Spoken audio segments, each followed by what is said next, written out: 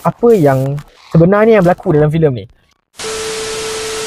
Today kita akan review filem Legenda Kelam Malin Kundang. So filem ni adalah filem yang ditulis daripada Joko Anwar, dan dia adalah producer dan dia adalah editor untuk filem ni. Dia diarah oleh dua director, iaitu Kevin Rahadjo dan Rafki Hidayat. Bila aku go through di director punya karya, ada yang macam, tak silap aku, si Kevin ni kot. Kevin ni ada a few movie yang dia direct before this, macam Cafe, Bersekutu dengan Setan, Makmum 2. Lepas tu ada series Bumi Langit, Virgo. Yang si Rafki ni aku rasa ada satu je kot. So aku terlupa mana satu yang ada 3 or 1. So antara diorang-diorang ni lah. Filem ni aku dapat tengok hari tu dekat premiere, dekat JSC IOI Damansara. So thank you kepada Suraya Film, kaki review for the ticket untuk aku pergi ke this premiere lah. Kita terus pergi pada dia punya sinopsis untuk filem Malin Kundang ni. Untuk sinopsis dia menceritakan Alif ni, dia terlibat dengan satu kemalangan yang membuatkan dia hilang separuh daripada ingatan dia. So dia hanya ingat kepada anak bini dia, dan berapa minit sebelum dia accident tu, bila dia balik, one day tu mak dia tiba-tiba nak datang daripada Padang untuk datang ke rumah dia lah, untuk melawat dia. Dan dekat sini, dia ni dah tak jumpa mak dia selama 18 tahun. And then, dia tak ingat langsung muka mak dia macam mana. Boleh dikatakan itu macam first time dia jumpa mak dia lah. And then, bila dia jumpa mak dia duduk sekali dalam beberapa hari. Mak dia ni masak je lah macam biasa untuk family dia kan. So Alif ni dia ada wife dan dia ada seorang anak lelaki. Ada satu masa tu menyebabkan tiba mak dia ni hilang. Dia cuba untuk siasat, kenapa mak dia ni hilang kan.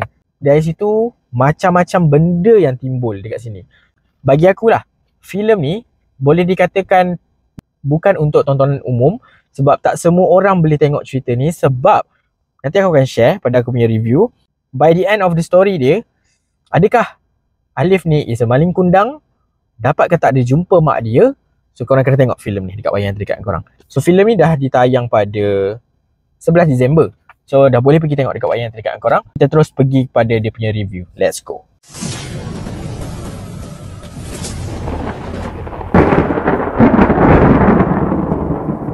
Welcome back to Movie channel. So today kita akan review filem Legenda Kelam Malin Kundang.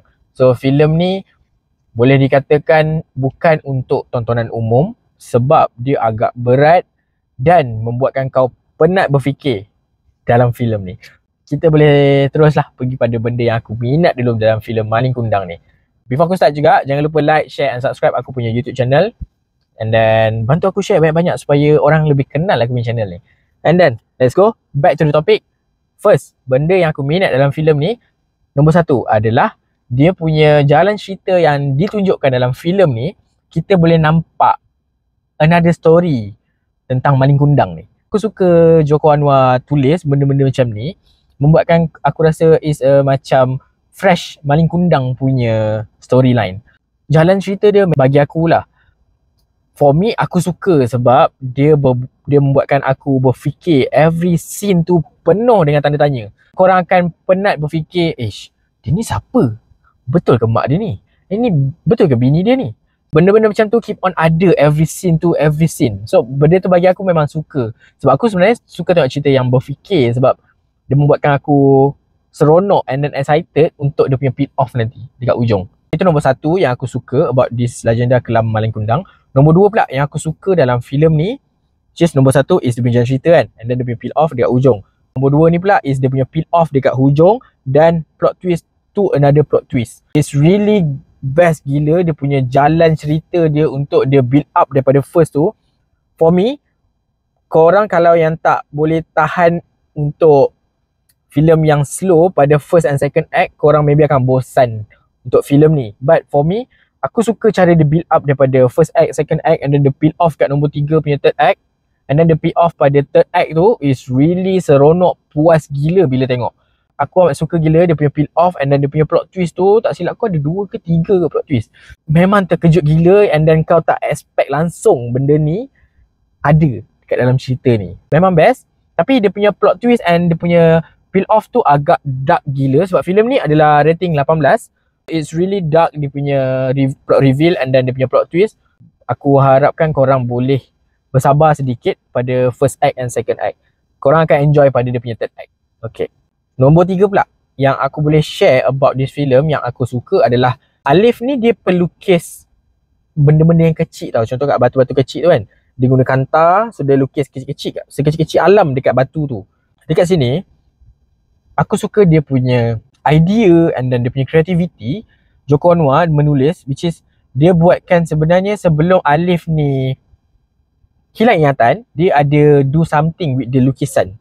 Kalau kau nak tahu macam mana dia jumpa lukisan tu nanti, korang kena tengok film ni kan. So dekat sini aku nak share, which is dia macam letakkan hint dekat dalam every dia punya lukisan tu apa sebenarnya yang berlaku dalam hidup dia. Benda tu memang mind blowing gila. Aku rasa macam, weh, bapak dia kan. Memang terkejut gila bila aku tengok benda tu. Dia berjaya impress aku lah in term of dia punya idea yang dia macam nak selesaikan puzzle tu. Sebenarnya puzzle tu dah ada, dia dah buat, cuma dia tak tahu sebab dia hilang ingatan. Dia tu memang best gila dalam filem ni. Okay, yang itu saja kot yang boleh aku ketengahkan benda yang aku minat dalam filem ni. Kita akan pergi pula pada benda yang aku tak minat dalam filem ni kan. So, nombor 1, benda yang aku tak minat dalam filem ni adalah dia punya skrip.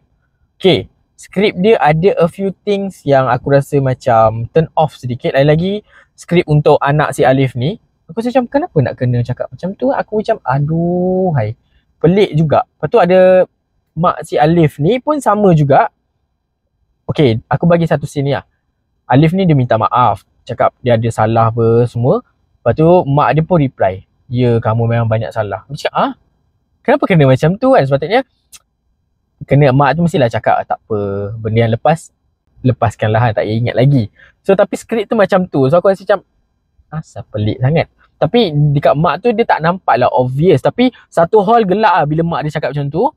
And then time part anak dia punya scene tu memang aku rasa macam skrip tu kenapa nak kena. Sebab filem ni dia macam serius punya tone tau. Tapi dia cuba buatkan anak tu punya skrip dia bagi punchline. Tapi punchline tu macam tak kena dengan storyline, dengan theme yang ditunjukkan dalam Malin Kundang ni. So itu nombor 1. Nombor 2 pula yang aku boleh sentuh dalam filem ni, dalam Legenda Kelam Malin Kundang ni kita ada pelakon Malaysia, which is Gambit lah. So aku nak sentuh nombor 2 ni adalah lakonan si Gambit tu sendiri, which is dia lontarkan skrip memang scripted gila. Bila ada satu scene yang tengah intense punya moment, dia tak deliverkan skrip tu dengan betul. Dia deliver the skrip cuma without emosi. Sebab scene tu memang dah tegang tau, tapi dia act like cakap macam biasa je tau. So bagi aku lakonan dia memang cringe gila. Aku macam apa benda lah kau ni kan.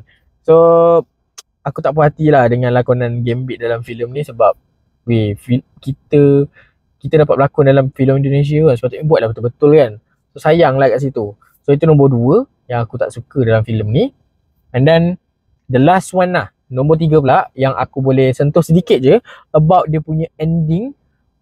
Dia gantung and then membuatkan kau berfikir, tertanya-tanya what will happen sebenarnya dalam filem ni.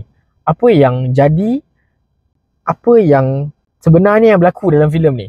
Boleh dikatakan it's a Malin Kundang story, cuma mana dia punya jadi, aku tak nak spoil benda ni, nanti tak best lah nanti kalau korang dah tahu. So kalau kau nak tahu apa ending dia and then this whole story ni connected tak dengan legenda Malin Kundang tu, korang kena tengok filem ni kan. So filem ni dah ditayang pada 11 Disember. It's quite nice, but filem ni perlukan kesabaran yang tinggi untuk korang dan buat korang berfikir dalam wayang. Itu saja yang boleh aku share about this movie. Berapakah rating yang aku bagi untuk filem Legenda Kelam Malin Kundang ni? So aku bagi sebanyak 7/10 untuk filem Legenda Kelam Malin Kundang. Filem ni dah tayang, boleh pergi tengok ramai-ramai dekat wayang yang terdekat dengan korang. Is enjoying movie. So dia cuma kau kena sabar sedikit lah bila tengok movie ni. And then itu saja yang boleh aku share. So that's all. Thanks for watching my video sampai habis. Okay, thank you.